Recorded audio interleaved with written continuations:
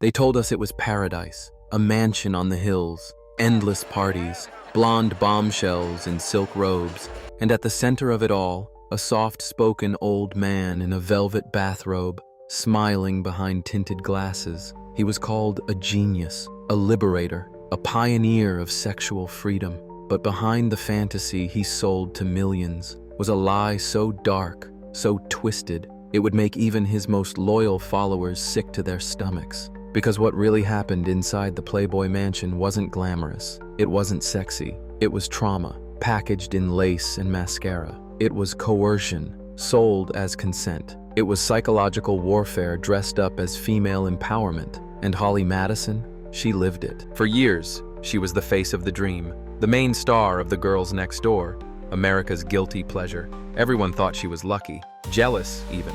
But what the cameras never showed were the nights she sobbed into her pillow, the mornings after she was pressured into group sex she hated. Very different story between when we were just like by ourselves than like with everybody else in the room. Everybody else in the room, no, that was disgusting. I hated it. I made it very known I hated it. The nights where saying no wasn't an option, because rejection meant exile, silence, irrelevance. She wasn't living in a mansion. She was surviving in a gilded cage, where love was a transaction, identity was erased, and your body wasn't your own. And Hefner? He wasn't some misunderstood romantic. He was a master manipulator, a man who weaponized fame, drugs, and psychological control to build an empire of obedient women too scared to leave and too broken to fight back.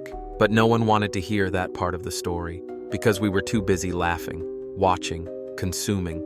We saw the pool parties, the bunny ears, the matching outfits, but we didn't ask what those women had to give up to stay there, until now. Because years later, long after the spotlight faded, Holly Madison came forward, and the details she revealed weren't just disturbing, they were devastating. This isn't tabloid drama. This is what happens when a culture worships a man and silences the women he controlled. So before you remember Hugh Hefner as a harmless old man with a mansion full of playmates, listen to what Holly has to say. Because once you hear the truth, you'll never see the Playboy mansion the same again. The illusion of glamour.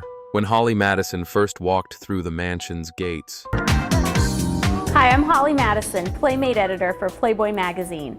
She was 21, wide-eyed, full of hope, and believing the fairy tale every girl was sold. That becoming a Playboy girlfriend meant you'd made it. The Girls Next Door TV show portrayed it like a dream. Fancy dinners, lavish parties, matching pink pajamas, and a charming old man in a bathrobe. I love it. Viewers laughed along. They thought it was harmless fun. But Holly has since revealed it was all an illusion. Behind the scenes, the glamour was suffocating. The women weren't empowered. They were controlled. No freedom, no privacy. Just unspoken rules. And one of them was simple: play along or disappear. The mansion's rules were unwritten, but ruthless. There were curfews, 9 p.m., no exceptions. You didn't leave without permission, and there were expectations. Sex wasn't spontaneous or romantic. It was routine, scheduled, mandatory. Holly remembers nights when girls were summoned upstairs. It felt like a chore, she said. And if you didn't do it, you were done. Some girls stayed in line. Others vanished without explanation. One wrong move, and the mansion you thought would elevate you would erase you. And that fear? It kept most of them compliant, not because they were happy, but because they were afraid of what came next. The disgusting reality of group sex.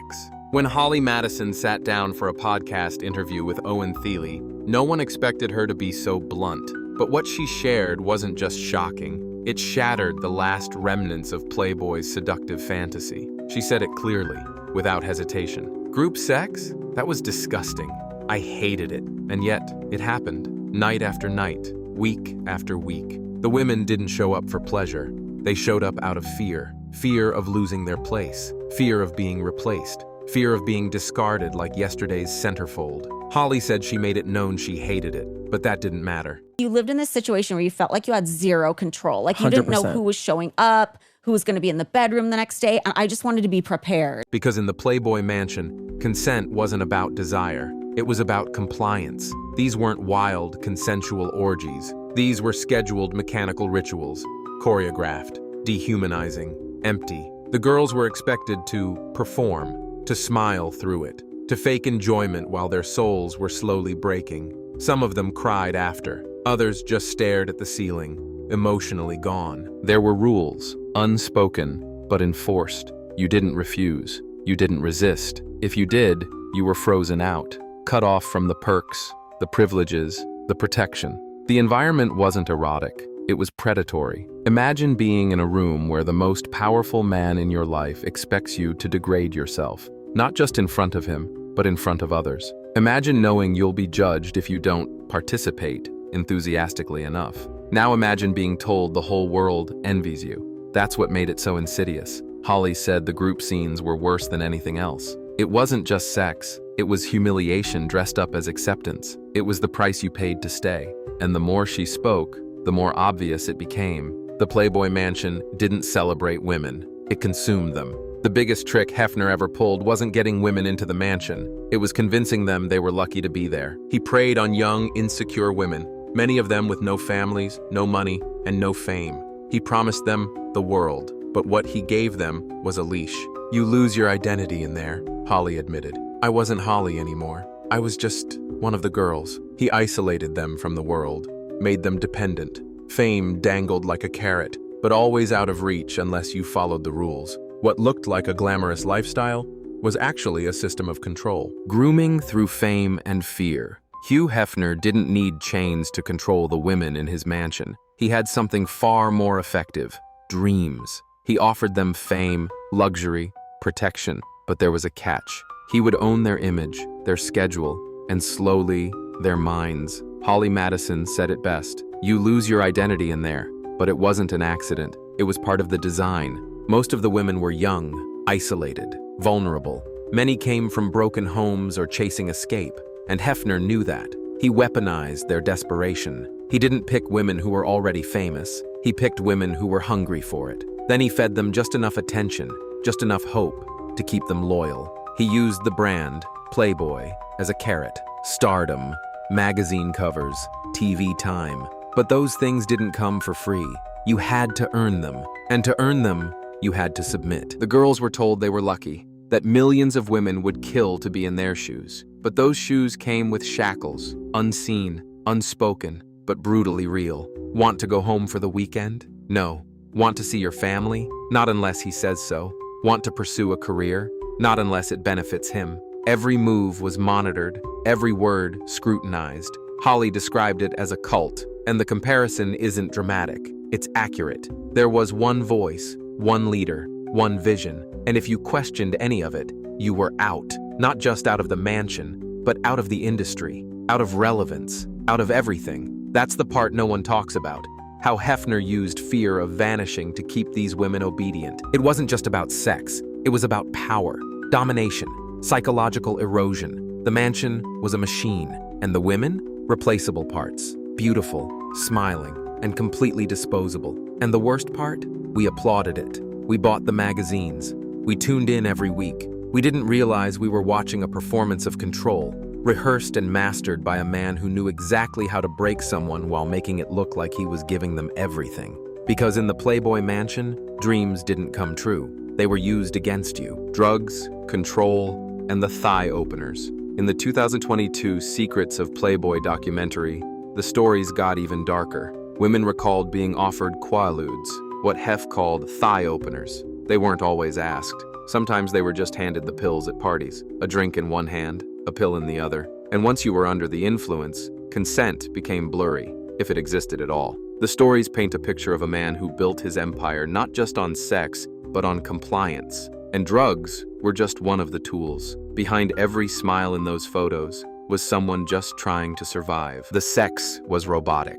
Holly once described sex with Hefner as hell, not because it was violent, but because it was empty. He wouldn't move, she said, just a bump on a log in the middle of the bed. That line haunted listeners, because the sex wasn't passionate, it wasn't romantic. It was a lifeless routine, a performance everyone knew they had to get through. Hefner was idolized as a man with endless energy and virility. But the reality? It was joyless, robotic, and emotionally dead. The women didn't enjoy it. They tolerated it, because that's what kept them in the mansion. Psychological breakdown and isolation. Long before Holly Madison walked out of the mansion's front door, she had already lost herself, not in a metaphorical way, but in the most brutal, literal sense. Her identity? Gone. Her sense of reality?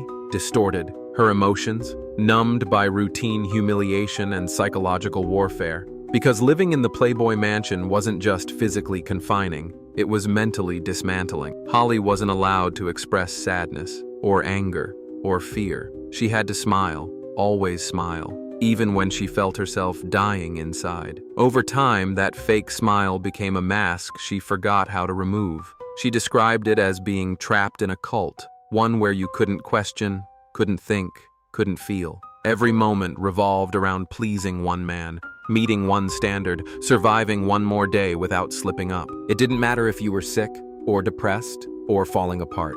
No one cared about your mental health in the Playboy mansion, because the brand came first, the image came first, and you were disposable. Holly said she felt like a ghost in her own life, haunting a house that fed on beauty, obedience, and silence. And the silence was deafening. No real friends, no allies, only competitors. Everyone was fighting for attention, for status, for basic emotional scraps tossed from a man who built his legacy on keeping them starved. You couldn't confide in the other women, because the moment you showed weakness, you became prey. It was a psychological jungle, beautiful on the outside, but spiritually carnivorous. Holly began to feel like she didn't exist outside of Hefner's world. She couldn't imagine life after Playboy, because he made sure she couldn't. She was cut off from old friends, from family, from the outside world, isolated not just physically, but emotionally, intellectually, spiritually. That's how deep the control ran. And by the time she realized she needed to escape, she no longer believed she had the strength to do it. This is the part people don't understand. Leaving wasn't just about walking out the front gate. It was about rebuilding a soul that had been carefully dismantled piece by piece. And some never do. Because when you've been taught your worth is measured by silence, obedience, and sexual availability, the damage doesn't end when the cameras stop rolling. It lingers, it haunts, it follows you. And the mansion? It may be made of stone, but its walls echo with the trauma of every woman who was ever told, "You should be grateful." That's not empowerment. That's captivity in lingerie. And Holly? She didn't escape unscathed. She escaped broken, but she escaped. Most never get that far. The aftermath. Speaking out. For years, Holly stayed silent. Even after leaving the mansion, she didn't speak out. Maybe she didn't have the words, or maybe she feared no one would believe her. But after Hefner died in 2017, the silence began to crack. The Secrets of Playboy docuseries gave her, and dozens of other women, a voice. Suddenly, Holly wasn't alone. Dozens of stories emerged. Different women, same patterns. Drugging, coercion, silence, shame. People began to realize that the Playboy mansion wasn't a symbol of freedom. It was a monument to male power, disguised as female liberation. The legacy of a lie. For decades, Hugh Hefner was celebrated, idolized, immortalized as a hero of sexual liberation. But what if that legacy wasn't built on freedom, but fear? What if Playboy wasn't a cultural revolution, but a carefully staged illusion? Because the stories Holly Madison and so many others have told don't just tarnish Hefner's image, they shatter it. They reveal a hidden empire of control, trauma, and silence, disguised beneath silk sheets and staged smiles. The truth isn't just uncomfortable, it's terrifying. This wasn't one woman's bad experience. It was a system, a culture, a silent agreement that as long as the cameras kept rolling and the girls kept smiling, no one would ask what it really cost them.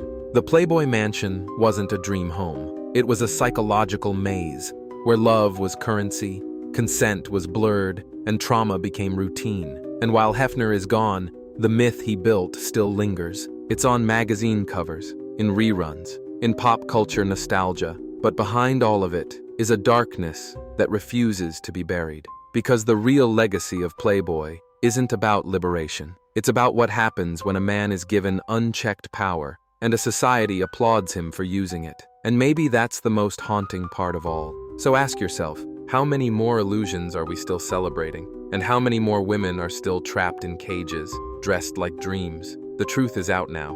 And once you've heard it, You can't unhear it. Not everything that glitters is gold. Sometimes, it's just a spotlight hiding something rotten underneath.